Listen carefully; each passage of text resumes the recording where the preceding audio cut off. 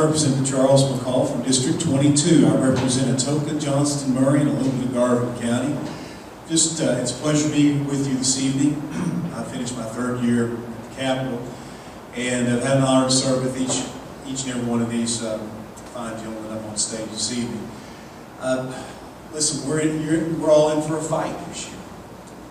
Water is going to continue to be an issue, but legislatively, I believe we're going to have a fight this year on the water issue. The House next week, on October the 29th, the House of Representatives interim study that's going to be heard on water in Oklahoma. It was filed by 2 members in the House.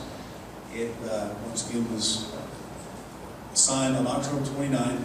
You can either attend if you'd like to, or you can connect via the internet.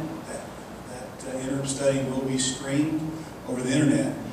But I'll tell you how significant of an issue it is. The Speaker of the House typically assigns these interim studies to a specific committee within the House. We have multiple. This particular issue has been assigned to the entire House of Representatives.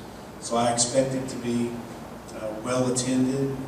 It's going to be a very controversial issue. I think there are definitely those who still feel like that water should be, that the eastern half of Oklahoma is blessed with a significant amount of water that the western half of Oklahoma may not be. I would submit to you that when western Oklahoma is in a drought, eastern Oklahoma is also in a drought. We don't have an abundance of water that we can just move over without impacting the people in eastern Oklahoma. It's not an issue of we don't want all Oklahomans to have a drink of water or anybody not to be thirsty. But it is an issue, very much so, of the future of southern Oklahoma and eastern Oklahoma. The lines are going to be divided up. And I'm concerned about making sure that our part of the state has a future, because water is the future for everybody in the state. We not only have to ensure that we have enough water for today, but we've got, whether it be for business, whether it be for recreation, whether, tourism is the third largest industry in the state. It's a big part of eastern Oklahoma, especially southeastern Oklahoma. We've got to ensure that we have ample water sources for our needs today as well as tomorrow. It's very scary to think about allowing out-of-state water sales, because I think everybody in this room, I know I'm preaching to the choir, but once you turn the valve on and you start shipping water out of state, the federal courts have already ruled you don't turn that valve off. Downstream dependency trumps the source of water. And hopefully Oklahoma will not make the mistake that other states in the Union have made, and by allowing short-term profits for water at long-term, at the expense of the state long-term. If we ever turn that spigot on, we will give up our autonomy, our jurisdiction in the state of Oklahoma over that resource, and it will become the resource of the state that we contract with. So, thank you for allowing me to be here this evening. I will certainly serve. Yes, Judge.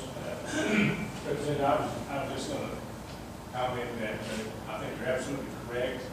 And I think it would be really ironic that what Farm Bureau wants, when they say they want water shipped to western Oklahoma, if we sell water to Texas or whatever state, we can get money to build that pipeline, and then when they're most needed, they won't be able to get it because we're going to have to sell it to Texas because we've already signed the contract, and the federal government, the federal district court, is going to see that contract's not valid. You're absolutely right. Thank you. I appreciate it.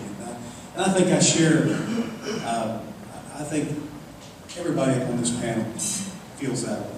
And, but we just had the remarks from Senator Silk and Senator Simpson about the future of our state.